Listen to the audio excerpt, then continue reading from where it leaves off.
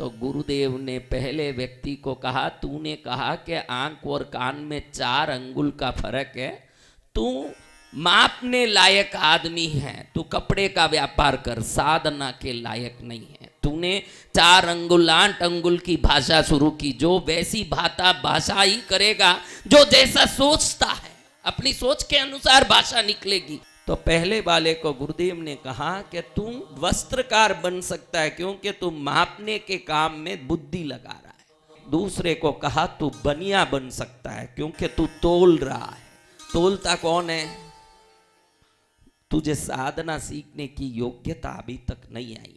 तीसरे को कहा कि तू साधना सीखने लायक है क्योंकि तूने कह दिया आंख से कान संत वाणी में ज्यादा लग सकता है। इससे मालूम पड़ता है कि तू संत चरण में सेवा लेने और भक्ति सीखने योग्य है, तुझे मैं सिखाऊंगा। तो आदमी परख के काम किया जाता है। एक ही वस्तु को कोई देखे, प्रभु पार्श्वनाथ की कृष्णगिरी में मूर्ति कोई देख ले तो ज्ञानी उस मूर्ति को देख के कहेगा कि प्रभु आपके चरण को पकड़ के मैं कब मोक्ष पहुंचूंगा। एक व्यक्ति ये सोचे। दूसरा व्यापारी हो तो सोचेगा कि इसमें जो नवांगी टीके लगे हैं उसमें कितना चांदी लगा हो सकता है। कोई शिल्पकार देखे तो सोचेगा कि इसकी सुंदरता बढ़िया है या दूसरे तीर्थ की प्रतिमा की सुंदरता बढ़िया है। अब वस्तु एक ही है, दृष्टि।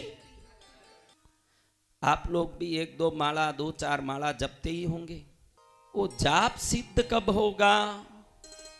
जप के समय जिसका जाप कर रहे हो उसके सिवाय आपको दूसरा कुछ दिखता ही नहीं हो तो समझना कि जप सिद्ध हो गया है। हम जाप करते हैं पार्श्वनाथ की, हाथ में माला ली हुई है, जाप कर रहे हैं पार्श्वनाथ की, लेकिन याद किसकी आ रही है? पार्श्वनाथ की आ रही है।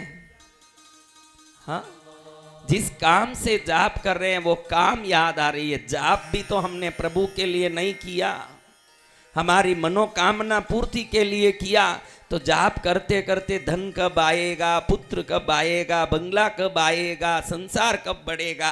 पार्श्वनाथ का जाप कर रहे हैं लेकिन पार्श्वनाथ के सिवाय बाकी सब याद आते हैं। जब पार्श्वनाथ के सिवाय कुछ याद ही नहीं आता हो तो जब सिद्ध हो गया, और कुछ करने की जरूरत। जो ईश्वर को प्रेम नहीं कर सकता वो संसार में स्वार्थ के सिवाय किसी को साध भी नहीं सकता।